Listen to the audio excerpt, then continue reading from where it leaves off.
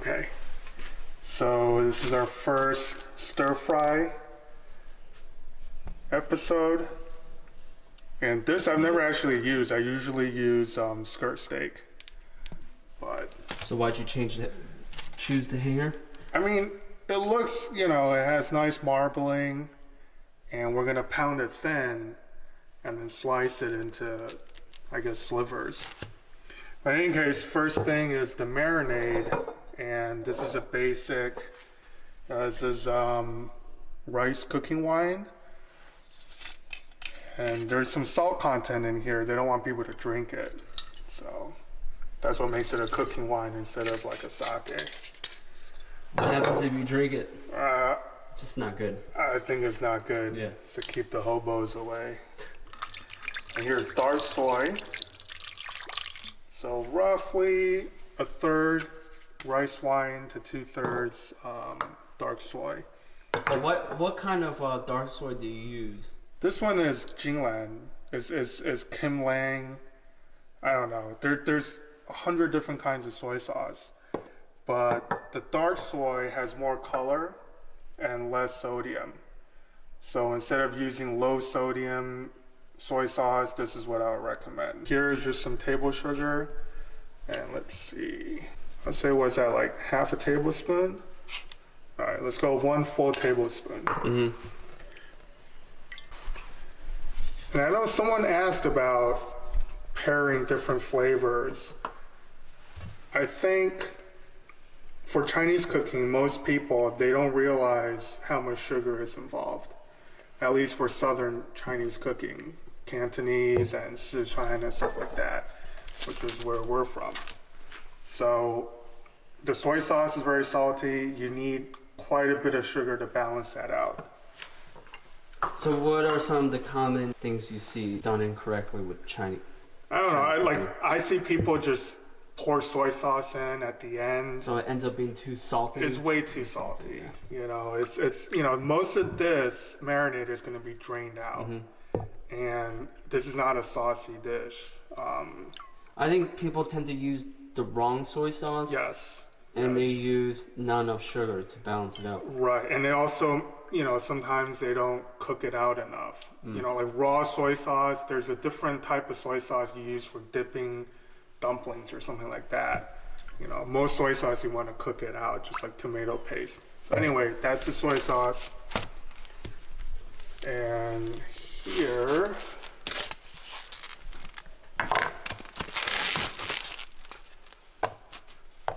so these are kind of cut weird. I mean, I think the classic cut for a dish like this would be flank steak.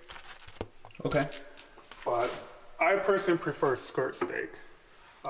Why? It just, it just has really good flavor, and you see how this is darker than that. That's just a little bit of surface oxidation. It's perfectly fine. So we're gonna pound this out just a little bit, not to tenderize it, just because I want thinner slices. This kind of basic dry saute dish, stir fry dish, chicken, pork, anything you want. So now we pound these out, and there doesn't seem to be much grain here, but it kind of runs this way. So when you slice it, you want to kind of slice against the grain. And I'm just doing, kind of like that. Small slivers. Yep. Actually quite a bit. So how many portions are you cooking tonight? Well, most Chinese dishes, like they're served family style. Yeah. So this, I would say, plus the scallions and everything, it's one dish for maybe like 3 or 4 people. But it's never just one dish. This is part of a whole meal. So that goes in a marinade, and just toss to coat it. Nice. How long does he do normally marinate this? For this, half an hour at most. And then we're gonna drain it and then dust it with cornstarch, but I'll show you. All right, so in terms of flavor profile, these are the most common mirepoix for Chinese cooking, at least for stir fries. Ginger, garlic, scallion. And that's the equivalent of the French onion, carrots, and celery. And you find this across a lot of dishes. And if all you use are these three, plus the marinated beef, that'll be really good. But this dish calls for some heat. So we have chilies, two different kinds. These I think are just Thai chilies, and then these are the dry chilies. And that is it. And these chilies aren't as hot as they look. They're pretty mild. But anyway, that is basically the flavor profile. You have the soy sauce and the rice wine and the sugar in the meat, and everything's gonna come together in the pan. So we're gonna break these down here. Now the two things that go in the pan first will be the ginger slices. Ginger and the dry chilies go first because they need a little bit more time to cook, to extract the flavors. Ginger slices, that word. Okay, put these. These will just break down. And I'm slicing just kind of at a bias. Maybe half the greens. The white of the scallion is where the flavor is. The green is usually for garnish. Now just a quick note about stir frying at home. You're not really stir frying unless you have like a custom setup.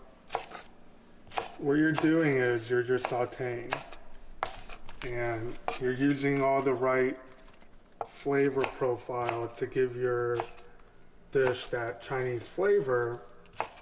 But real stir frying is a specific technical type of sauteing with a lot of heat, and that's where using a wok, which is a very thin metal pan with rounded, that's where that makes sense. At home, I see people trying to use a wok on their gas range, or you don't need a wok. All you need is a good non-stick pan. And what kind of pepper are you? I think these are just Thai red chili peppers. Now, if you want to remove most of the heat, you will flick the seeds out. Yeah. But in this case, we're going to keep most of it. These, you just want to cut into... These are the same chili you use for the dokchong flounder. Yes. They have a lot of heat. Yeah. I think we'll just use one. The seeds in there. And then the garlic, just break it a little bit. Do you have any preference over garlic you use or buy? No. No. Absolutely not. Peeled. Peeled. Peeled. Don't buy minced garlic, but buying them pre-peeled, perfectly fine. They work great. All right, peeling garlic from a bulb is it's a fool's game. All right, so this is your mise en place. Scallion, chili, garlic, and then your ginger and dry chilies. And that's basically it. Yep. Now the most important thing is the order in which you cook everything, so that's the next step. And maybe half an hour, we are going to drain the marinade.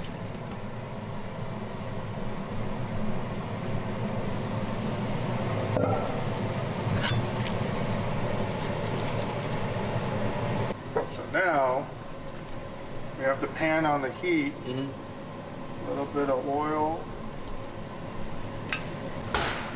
We're gonna coat the meat. Cornstarch, about a couple teaspoons of cornstarch. And just toss that through. Okay, that's it. Not too much oil. Now, beef that's been dusted in cornstarch.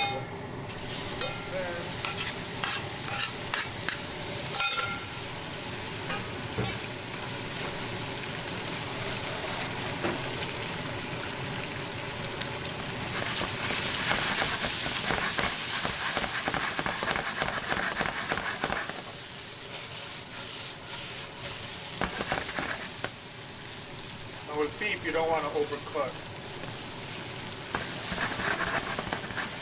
With pork, or especially dark meat chicken, you can go adding in just a few ginger slices, some beef.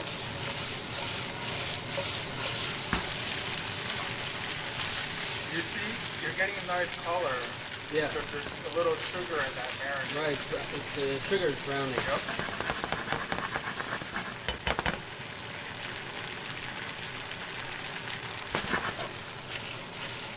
Does it help to brown it when you have starch in it? The starch, you know, the cornstarch mainly is to control the liquid. Right. And coming out. yeah, like there's going to be a lot of juices that come out, and the cornstarch kind of makes it dry.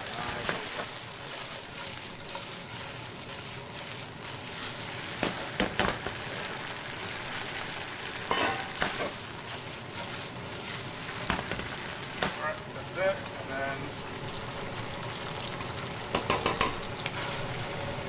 Do you use the same oil, or do you I use the same oil. to cook out the mirepoix? Yeah. I think I would do the same.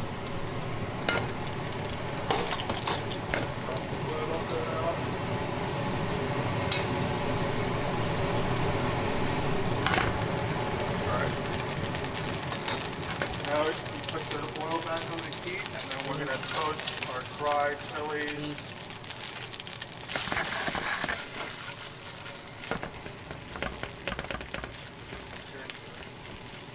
You see, these chilies will kind of puff up a little bit. Yeah, they do. You know, you can start smelling them too.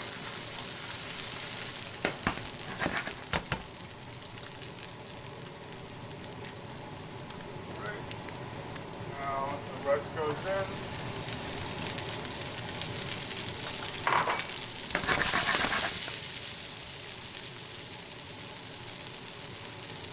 And then just a small pinch of salt.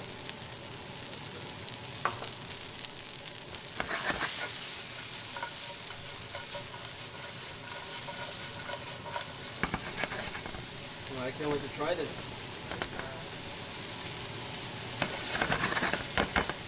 That's good. Good color right there. It's like a dry stir fry. Now, do you recommend putting like broccoli and stuff? I know that some No, mainstream stir fry no. uses Just, you know, if you want broccoli, you make broccoli.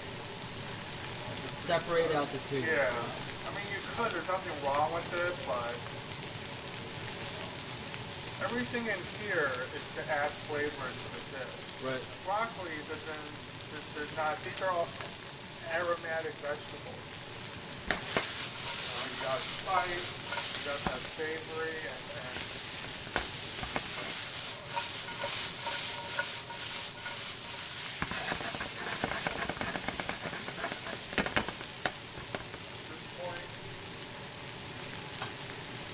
going to splash, just splash, little rice wine. That's going to cook out. Oh, it's going to be spicy. Oh yeah.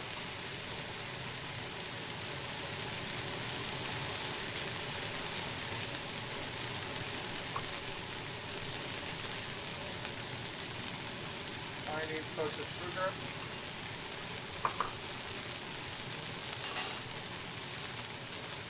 And your meat goes back in. The meat is already pretty much cooked through. Yeah, it's like 80% there. So you finish it off. In the vegetable. Now everything's coming together.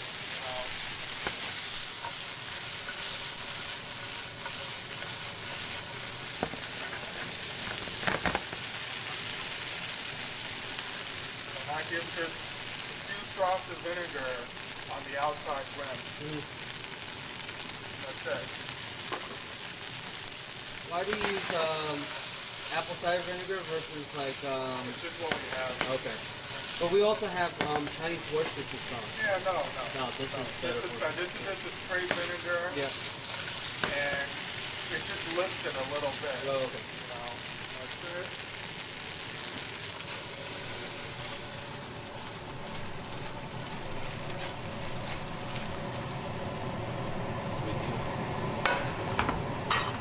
So I transfer it to this so I can use a metal spoon and not scrape up.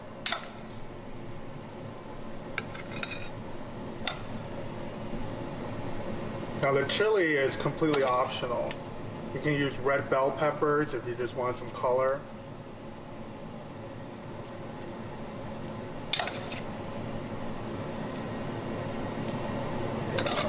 That was good.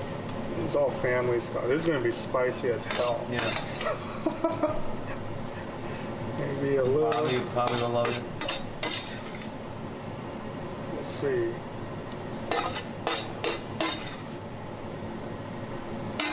Do you use the green parts of the scallion that you chopped before, or I did just everything in. in here? Okay. Yeah. It's a little stir. It's a little off center, but it's not. Fantastic. This you cooked. Oh yeah. Just gonna show them the whole meal, pretty much, and that. Now what's that? That's Chinese broccoli? It's Chinese broccoli. They call it jialan cai. You're gonna get comments on that. Oh yeah. From Chinese people. Probably butchered the pronunciation. You can use oyster sauce. They have like a Chinese oyster sauce. Right. People like putting it over it. Over it, yeah. Almost like a balsamic glaze. That's right. And then what's this? This is loofah? This is Chinese loofah, sautéed with dried shrimp and garlic. Yeah. I actually have a loofah dish on my channel. But not with the clams. The clams and loofah is a classic. It's like a Taiwanese dish. Yeah, it's delicious. The clam juice harmonizes with this. Yeah. No, it just pretty well. seasons the whole dish. Yeah. And you don't have to add any salt to that That's because right. of the clam juice. And the loofah has its own kind of juice. Like yeah, like sauce. it makes its own sauce. It makes its own sauce. Yeah, Yep. no, it's a really good video. I'm actually gonna leave a link to my loofah video.